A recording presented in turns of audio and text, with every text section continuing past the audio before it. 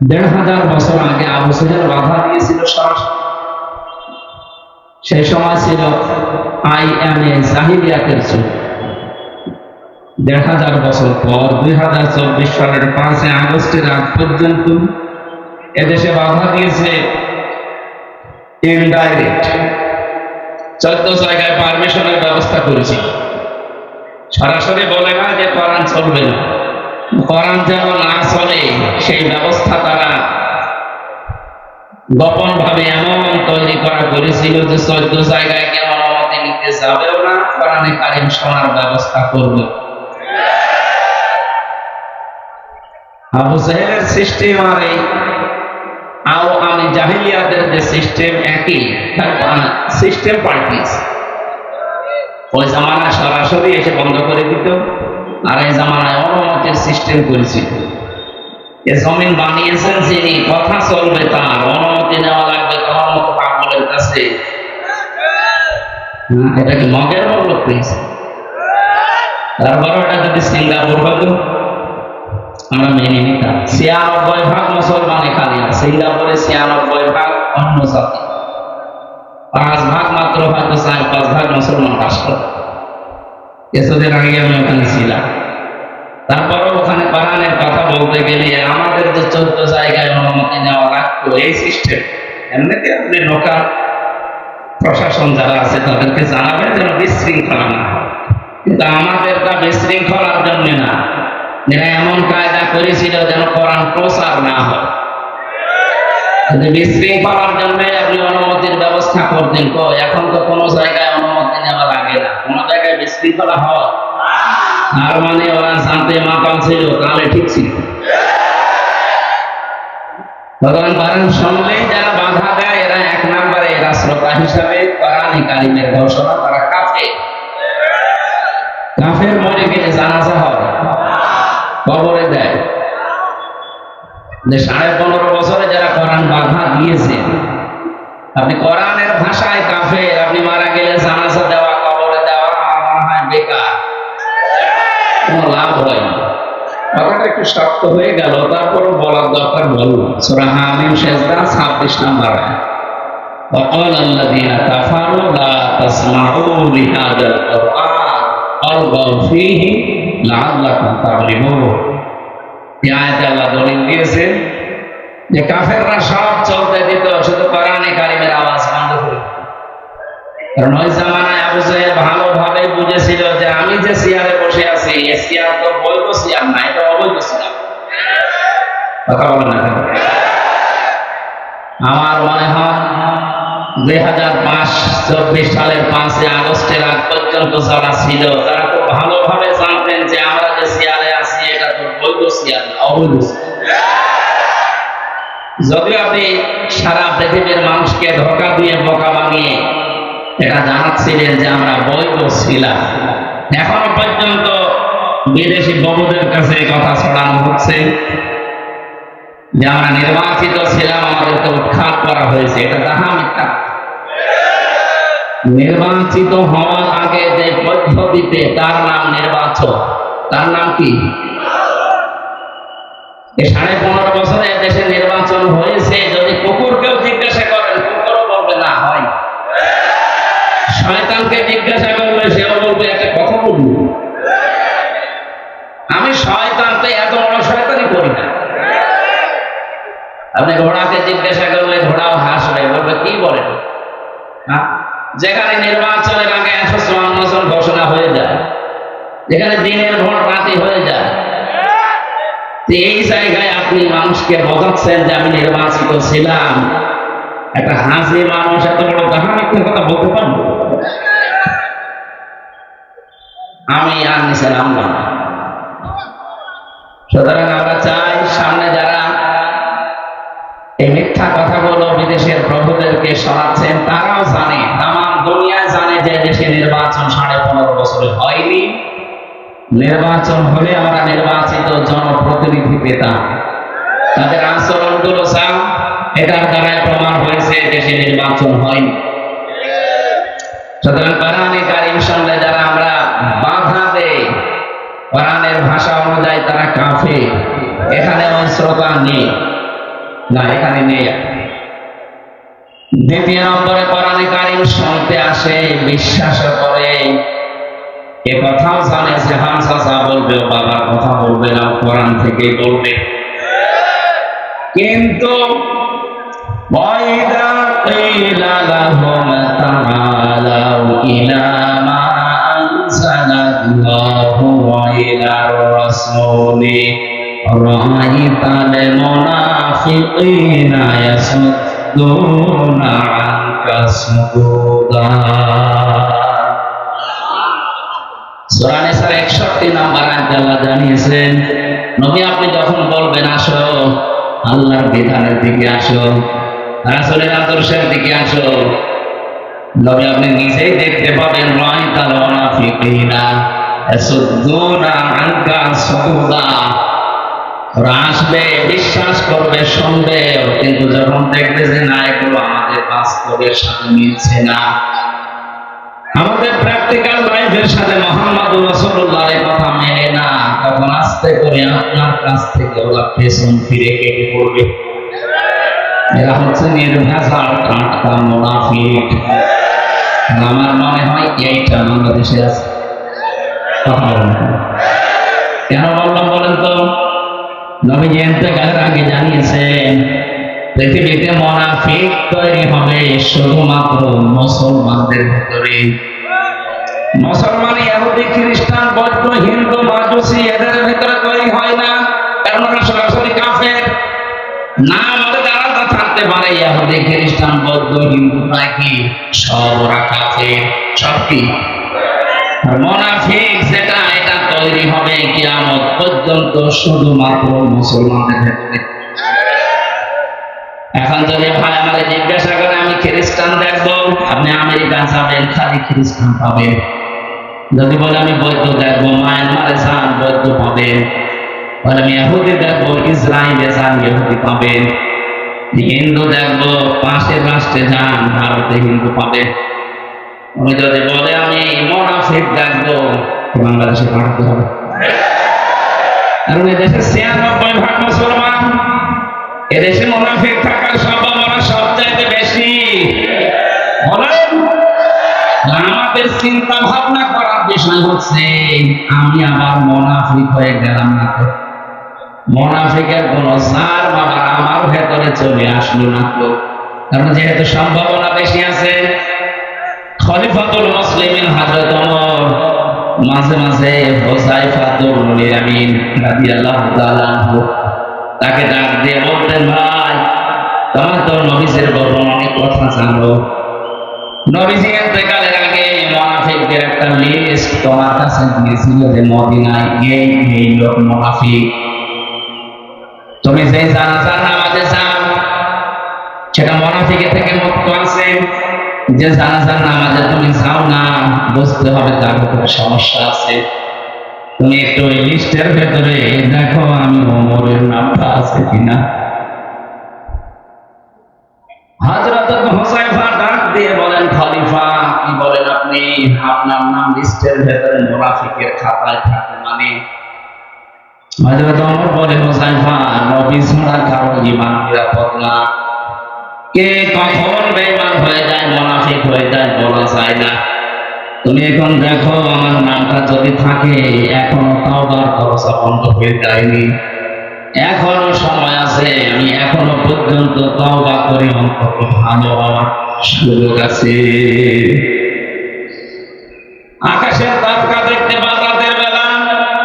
নবীজি বলেন কেউ যদি তারকা গণনা করে একদিন হয়তো তারকা শেষ করে ফেলবে গণনা করতে করতে। কিন্তু হযরত ওমর সে মুসলমান হওয়ার পরে নেকির কাজে আঞ্জাম দিয়েছে। কোন মানুষ যদি ওমরের নেকি গণনা করে জীবনেও শেষ করতে পারবে না। কোন পর্যায়ে ছিলেন তিনি?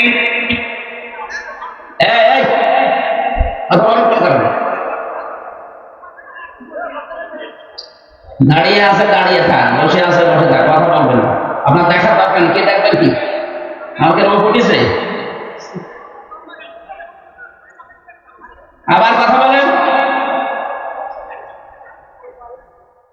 এই একটা আওয়াজ যেন না আসে।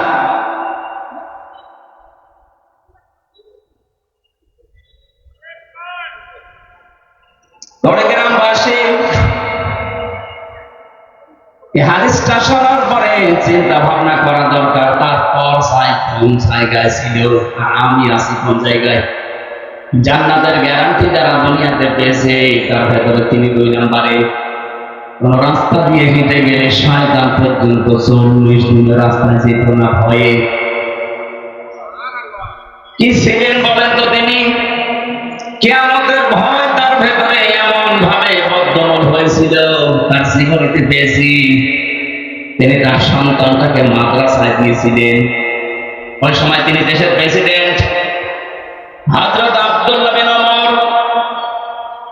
এই টেবিলের উপর থেকে ওই জামানায় যিনি প্রধান বিচারপতি ছিলেন হযরত আলী, তার সন্তান হযরত হুসাইন কলম ফেলে দিচ্ছে আর বলছে আব্দুল্লাহ তুলে দাও। 3 বার তুলে দেওয়ার পরে তিনি রেগে গেছেন। হযরত আব্দুল্লাহ বলেন হুসাইন বারবার কলম ফেলে দিলে আর আমাকে বলতে বলো আমি কি তোমার চাকর খাবেন নাকি? হুসাইন রাগ করে বলে ফেলেছে তুমি শুধু খাবেন না, খাদেমের বাচ্চা খাবেন। সাধারণ জেনারেল মানুষকে বললে সে রেগে যায়। আপনি ওই সময় প্রেসিডেন্টের ছেলে, বাড়িতে যেয়ে বলছে আব্বা আমি আর মাদ্রাসায় যাব না, আমার ক্লাসমেট হোসাইন আমাকে গালি দিয়েছে, আমাকে না তোমাকে ছোট করেছে আমার ছাত্রদের সামনে। তুমি যদি বিচার না করো তাহলে আমি মাদ্রাসায় পড়া বন্ধ করে দিলাম। হযরত ওমর জ্ঞানী ছিলেন, বিচক্ষণ ছিলেন। তিনি বললেন বাবা ঠিক আছে, বিচার তো এখন করা যাবে না, জমা দিন। হাজারো মানুষ আসবে মসজিদে নববীতে, ওই সময় সবার সামনে বিচার করা হবে। তিনি জমান নামাজের খুতবা দিচ্ছিলেন, ডাক দিলেন, আলোচনা বন্ধ করে দিয়ে হোসাইন আসো, বলে হ্যাঁ সামনে আসো। তুমি আমার সন্তানটাকে মানুষের সামনে অপমান করে গালি দিয়েছো, গোলামের বাচ্চা খাদেমের বাচ্চা বলে গালি দিয়েছি, কেন দিলে? হযরত হোসাইন বলে খলিফা বুকে হাত দিয়ে বলেন তো আপনি কি আমার নানা খাদেম ছিলেন না? হযরত ওমরের কথা বন্ধ হয়ে গেছে। ডাক দিয়ে বলে হোসাইন আমি তো এভাবে চিন্তা করি নাই, সত্যি তো আমি তোমার নানা খাদেম ছিলাম। যে কথাটা তুমি যে বললে লিখে দিতে পারবা? কাগজ কলম নিয়ে আসে, খেজুরের পাতা নিয়ে এসেছে, লিখে দিলেন ওমর আমার নানা খাদেম ছিল, আমি দেখেছি। ইবনে হোসাইন ইবনে আলী সই করে দিলাম। কাগজটা হাতে নিয়ে চমা খেলেন, ডাক দিয়ে বললেন নবীর সাহাবীরা বিচার হয়ে গেছে। ছোট মানুষ আব্দুল্লাহ তো বসে না, বলে বাবা বিচার তো আরম্ভ করলে না, শুরু করলে না, কি হয়ে গেল? হযরত ওমর বলে সন্তান যে বিচার করেছি শুধু দুনিয়া না, মরণের পর কাছে রাখবে। আমি যখন মারা যাব এই কাগজটা আমার কাফনের ভেতরে দিয়ে দিও।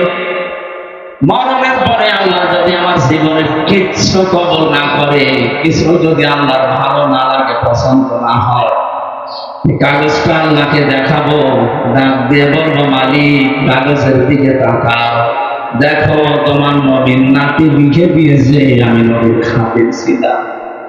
এই ওসিলাই হলো আজকে তুমি আমার মাফ করে দাও।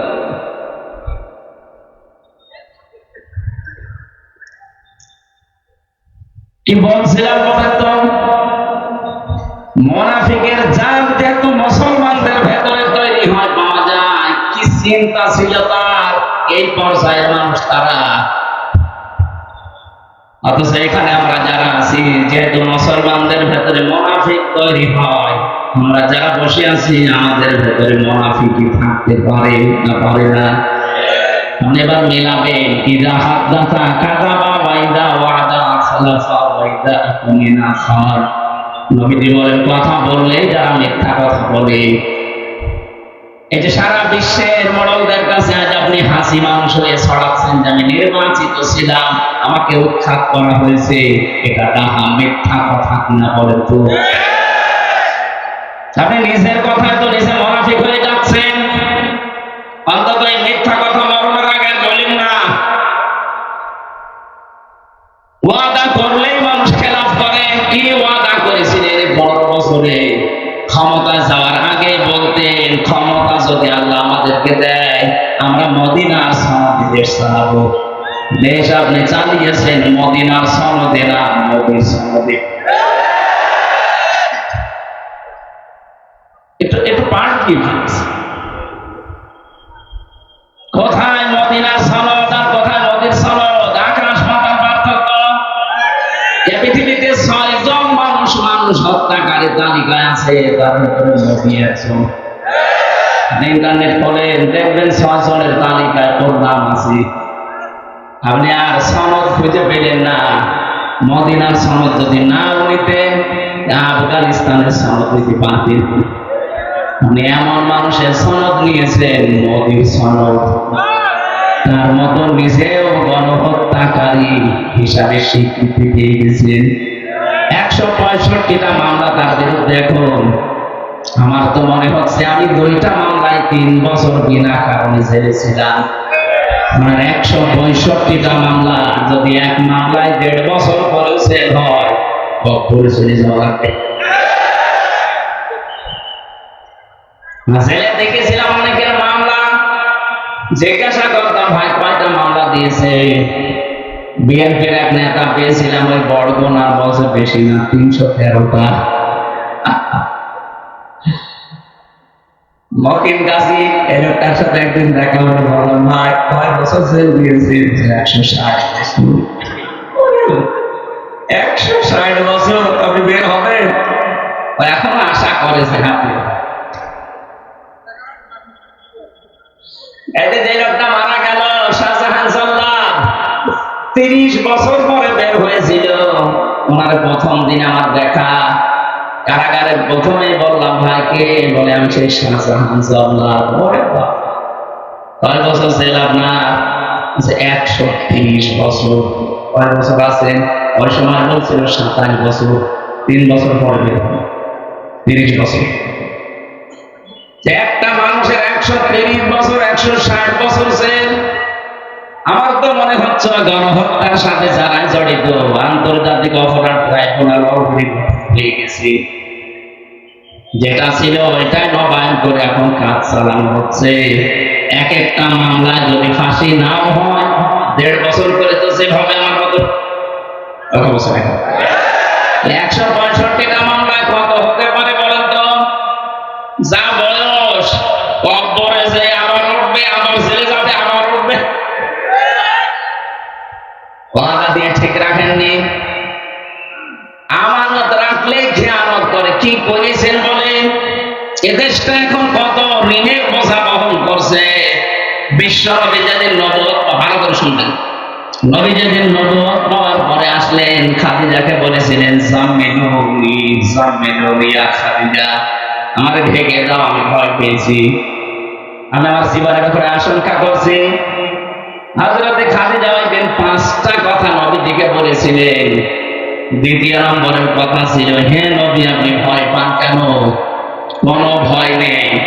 ইন্নাকা লা তাসিলুর রহিমা, আপনি তো আত্মীয়তার সম্পর্ক ঠিক রাখেন।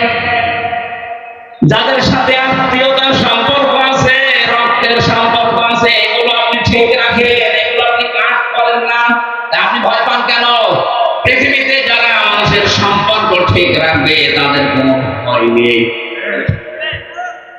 হাদিস দ্বারা বোঝা যায় যারা পালিয়ে যাচ্ছে, পালিয়ে গেছে, এই মানুষগুলোর আত্মীয়তার সম্পর্ক, রক্তের সম্পর্ক ঠিক ছিল না। এই জন্য তো এত ভয় তাদের উপরে। ভয় পেয়ে পালিয়ে গিয়েছেন এই কারণে যে আপনার আত্মীয়তার সম্পর্কগুলো আপনি ঠিক রাখেননি। যদি ঠিক রাখতেন তাহলে পালিয়ে যেতেন না।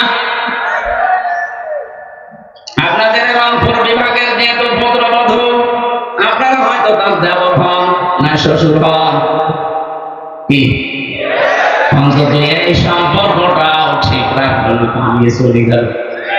এখন দেবর গুলো, শ্বশুর গুলো সব কেটে নিয়ে গেছে। আমি আর নামলাম 2 নাম্বারটা বলার জন্য আমি বলছিলাম খুব কড়া কথা এটা।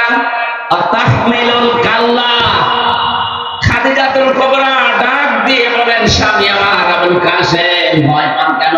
কোনো ভয় নেই, কারণ আপনি মানুষের বোঝা বহন করেন। মানুষের বোঝা আপনি হালকা করে দেন, সে কষ্টের বোঝা হোক, দুঃখের বোঝা হোক, ঋণের বোঝা হোক। যারা মানুষের বোঝা হালকা করে, মানুষের বোঝা বহন করে, তাদের ভেতর থেকে ভয়, এটা আমার আল্লাহ নিজে দূর করে দেয়, কোনো ভয় নেই। তাহলে হাদিস দ্বারা বোঝা যাচ্ছে আপনি মানুষকে যে বোঝাগুলো দিয়ে গেলেন, আপনার বিবেকে কি বলে? কোটি কোটি টাকা মারি কাটি করে বাইরের দেশে পাচার করেছেন, কেউ ছেলের নামে, কেউ মেয়ের নামে, কেউ কুকুর নামে, কেউ তুমিও নামে। এদেশে এখন এত ঋণ, কেউ যদি জন্ম নেয় তার মাথার উপরে 1 লাখ টাকা ঋণ। এটা বিশাল বোঝা দিয়ে গেলেন। সবচাইতে বড় বোঝা, 2780 জন মানুষ এখনো পর্যন্ত হাসপাতালের বেডে কাতরাচ্ছে। তাদের কারো পা নেই, হাত নেই, চোখ নেই, অন্ডকোষ নেই। তারা এখন তার পরিবারের জন্য, সমাজের জন্য, এই দেশের জন্য বিশাল একটা বোঝা। এই বোঝা যিনি দিয়ে গেলেন, আপনি তো যাবেনই। কয়েকদিন আগে যদি যেতেন তাহলে এই বিশাল বোঝা এই দেশের মানুষের উপরে আসতো না।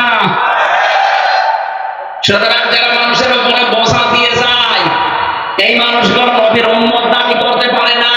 তাদের ভেতরে ভয়, ভয় এবং ভয় চেপে বসে। এই জন্যই তো এত ভয় পেয়েছেন, এখনো পর্যন্ত বের হওয়ার সাহস পাচ্ছেন না, কারণ ভয় এখনো চেপে আছে। না জানি আমার কারো সম্পর্ক নেই, বিশাল বোঝা দিয়ে আসলাম। চরিত্রের বোঝা বহন করার মতো যোগ্যতা আমাদের নেই। এখন যেগুলো ধরা পড়ছে দেখেন, প্রত্যেকের চরিত্র এত নিচে নামতে পারে, শয়তান পর্যন্ত এখন আফসোস করছে, আল্লাহ আমিও তো এত নিচে নামিনি। মুরব্বী মানুষ, 65 বছর, 70-80 বছর বয়স, ওর নাকি রাত 2টা পর্যন্ত শরীর টিপতে লাগতো নারীদেরকে।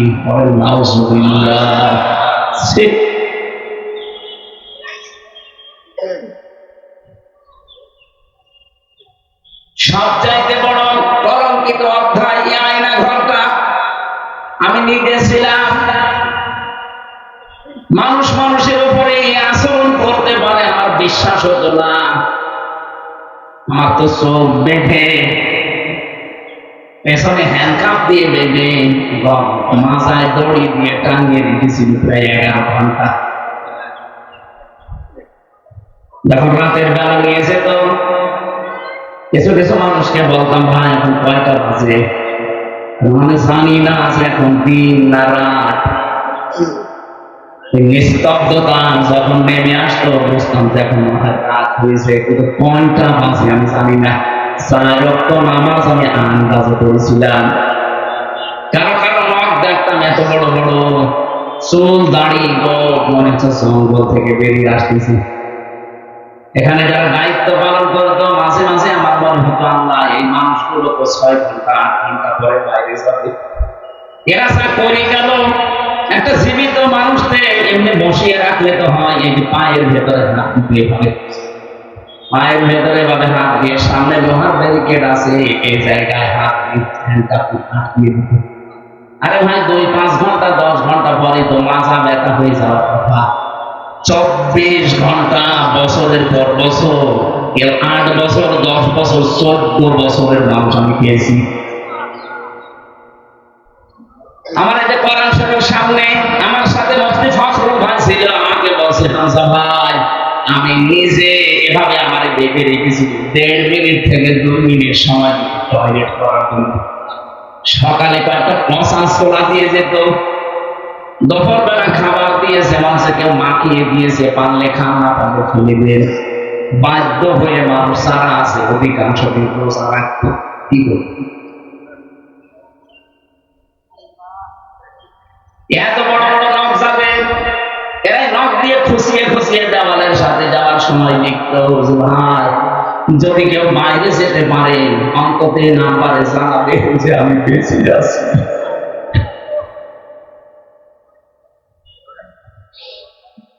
এখনো পর্যন্ত অনেকে জালেমের সাফাই দেয় যে কি করেছি মানে আপনি কি করবেন? আর পৃথিবীর ইতিহাস পাল্টিয়ে দিয়েছেন। ভিতরে এমন একটা ব্যথা আজ পর্যন্ত এই 3 বছর ভালো হয়নি। শরীর এখনো স্বাভাবিক না। সেদিন রংপুরে আমার এই সাইডটা প্রায় মিনি স্টপ হয়ে গিয়েছিল। ডায়াবেটিস এত বেশি হয়ে গেছে 3 বছর জেলে থাকার কারণে। কারণ আমি তো জেলে না, আমি ফাঁসির কনডেন্সের ভিতরে ছিলাম। 24 ঘন্টা আমার তালা লাগিয়ে রাখতো। কি করেছিলাম বলেন তো? আমি আপনার মেয়ের দিকে তাকিয়েছি কোনদিন? আর আপনার যে মেয়ে, ওকে তাকানোর মতো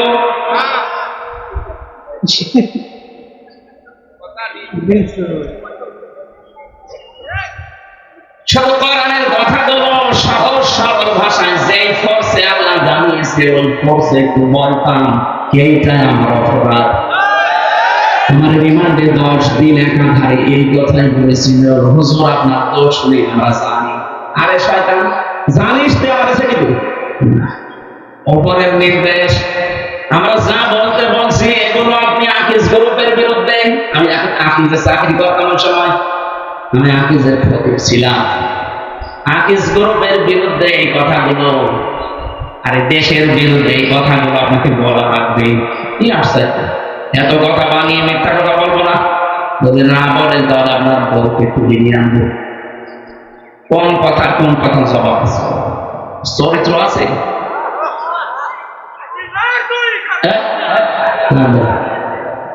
এমনি বাড়ি থাকছে, আমার বাড়ি দেওয়ার দরকার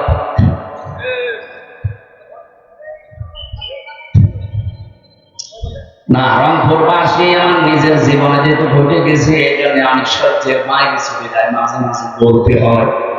অনেকে পর্যন্ত দেখি এখন বলে, কি হয়েছে এত জীবনের দেশ থেকে চলে যাওয়া? আরে ভাই, আপনি তো টের পাননি। আপনারা যদি এরকম 5 দিন রাখা যেত তখন টের পেতেন যে কি হয়েছে।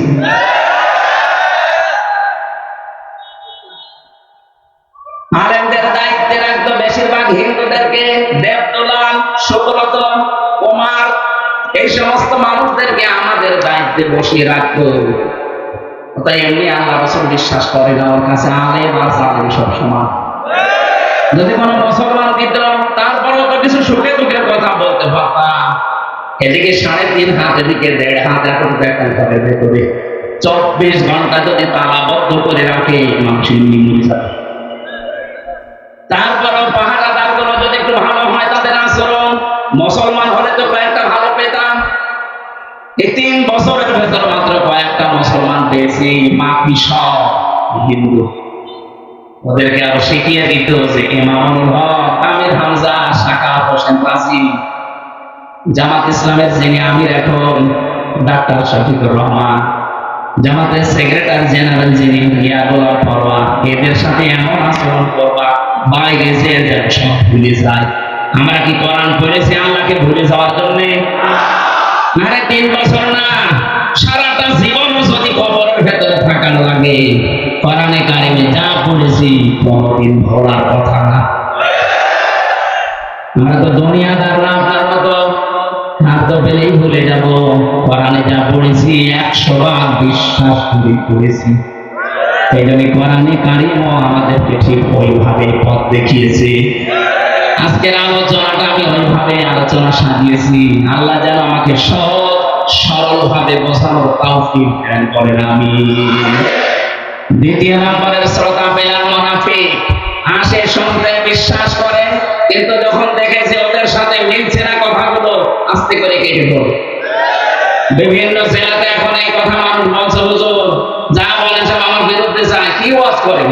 কি করবো? আমি কি আয়াত বানাবো? আপনার পক্ষে যাওয়ার মতো তো কোনো আয়াত নেই। আপনার বউ চলে বেপরদায়, কথা বলে না কেন? আপনি টাকা ছেড়ে রাখেন, টাকা আসে না? এই এলাকায় এখনো শুরু হইল, আসে মানে 180 মাইল থেকে চলছে। 1000 টাকা ছেড়ে দেয়, 1 মাস পরে 1100 করে টাকা পায়। এটা মায়ের সাথে জেনা করার মনে হচ্ছে। যারা এই কাজে আছেন তারা এই কাজ ছেড়ে দেবেন বাড়িতে। কারা কারা ছেড়ে দেবেন হাত তোলেন তো। আমি জানি আছে, দাঁড়িয়ে বাবা আমার নেই, নাও ছবি। আমি লজ্জা করে না? আপনি না খেয়ে মরে যাবে, এরপর স্টুডেন্ট টাকা তুলতে চান আপনি? এলাকায় এটা আছে, আমি জানতাম না। আমি আসার পর একটা টাস্ক পেয়েছিলাম যে টাকা ছেড়ে রাখে অনেকে, মাসে মাসে টাকা আসে। আমার কুষ্টিয়ার বড় বাজারে একজন বসে দেখছি জিকির করছে। বললাম ভাই কি করে? জিকির করছে। জিকির করে সব সময় তো খালি বসে থাকতে দেখি, কাজ নেই আপনার? কাজ নেই মানে শহরে থাকতে হলে টাকা লাগে। কুষ্টিয়ার মতো এত বড় একটা শহরে আপনি বাস করেন, টাকা পান কোথায়? আমার ব্যবসা আছে। কি? বাবার জমি ছিল, এটা বিক্রি করে ব্যাংকে রেখে দিয়েছি, ওখান থেকে লাভ আসে, ওইটা তুলি খাই, আর আমি আল্লাহ করি। এটা সুদ। সুদ বলবেন না, ইন্টারেস্ট। ইন্টারেস্ট আর সুদ হওয়ার জিনিস একই, কবিরা গুনাহ হবে। বস আপনি জোরে কথা বলেন না, আমি জানি কবিরা গুনাহ হয়। এই জন্য টাকা আমার নামে না, টাকা আমার বোন নামে। গনা যদি হয় বোন নামে, এরপরেও যদি আল্লাহ গোনা দিয়ে দেয়, এর জিকির করি, এই জিকিরের সালাবার গোনা কাটাকাটি, মাঝখানে জান্নাতে যাবো খাও, কি ধান্দায় আছে দেখছেন? এইরকম ধান্দায় যারা আছেন তারাই হাত তুলেছিলেন। মনে করছেন আমি নামাজ পড়ি, রোজা রাখি, দান সাদকা করি, আর এই মাসে মাসে একটু তুলি, তাতে কি কাটাকাটি হয়ে যাবে? না, মায়ের সাথে জেনা করার গোনা হচ্ছে আপনার আমলনামায়। কিসের নামাজ, কিসের রোজা আপনার? আমি আশা করছি এই মুহূর্তে বাড়িতে এটা ছেড়ে দেবেন। দেবেন তো? অনেকে টাকা এই যে জমি জায়গা নিয়ে ব্যবসা করছে। আমি এই ভাইয়ের কাছে, ওনাকে আমি 1 বিঘা জমি দিলাম, 1 লক্ষ টাকা নিলাম, যতদিন জমি জায়গা করে খাবো টাকা ফেরত দেওয়া লাগবে না।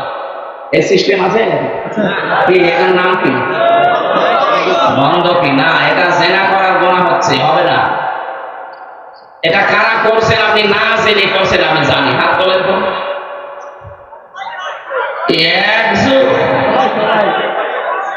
না, যারা করছেন এটা 2টা পদ্ধতি আছে জায়েজ করা। আমি মাসলাটা বলছি, আপনি আশা করছি মেনে নেবেন। 1 নম্বরে খুব বেশি কষ্ট হবে না, একটু লস হবে হালকা। লস বলতে চর্ম চোখে, আল্লাহর দৃষ্টিতে ঠিক আছে, উনি তো ইনসাফ করেন। আপনি যতদিন এই জমিটা করে খাবেন, ততদিন আপনি সরকারের খাজনা দেবেন, বছরে বছরে যেটা হয় আপনি যে করে খাচ্ছে। 2 নম্বরে যখন ওনাকে টাকা ফেরত দেবো, 1 লাখে অন্তত 8 থেকে 10,000 টাকা কম দেওয়া লাগবে।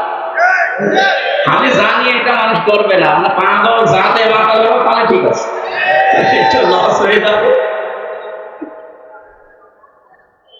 আর একটা পদ্ধতি আছে, এই যে 1 বিঘা জমি দিয়ে দেয়, প্রত্যেক বছরে 10,000 করে টাকা নেয়।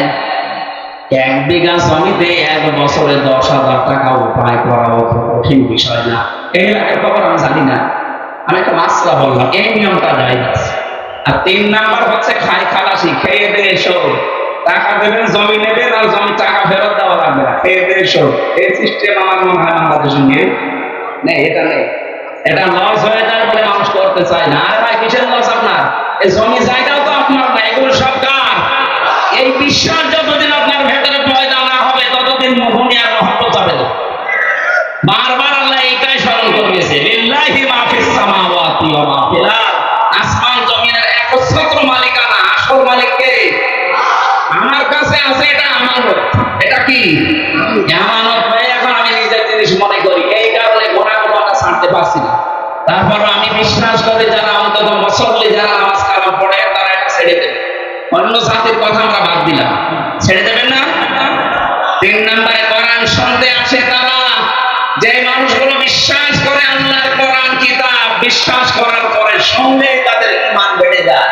সূরা আনফাল 2 নম্বর আয়াতে আছে, ইন্নামাল মুমিনুনা আল্লাযীনা ইযা যুকিরাল্লাহু ওয়াজিলাত কুলুবুহুম ওয়া ইযা তুলিয়াত আলাইহিম আয়াতুহু যাদাতুহুম ঈমানা ওয়া আলা রাব্বিহিম ইয়াতাওয়াক্কালুন। আল্লাহর দৃষ্টিতে, কার দৃষ্টি? বলেন বলেন। আল্লাহর দৃষ্টিতে সত্যিকারের মুমিন তারা, যে মানুষগুলো আল্লাহর নাম উচ্চারণ করলে কম্পন সৃষ্টি হয় তাদের হৃদয়ে, ভয়ে তারা হাতকে জেগে ওঠে, আল্লাহর বিধানের কথা স্মরণ করিয়ে দিয়ে তারা ভয় পায়। আল্লাহর কথাগুলো যখন তাদের সামনে তেলাওয়াত করা হয়, মানুষগুলো ঈমান আরো বেড়ে যায়। বাড়ি যাওয়ার সময় তারা সিদ্ধান্ত নিয়ে যায়, আল্লাহ ছাড়া কারো উপর ভরসা করব না। 3 প্রকার শ্রোতার নাম বলছিলাম, এই 3 নাম্বারটা আমরা হতে চাই।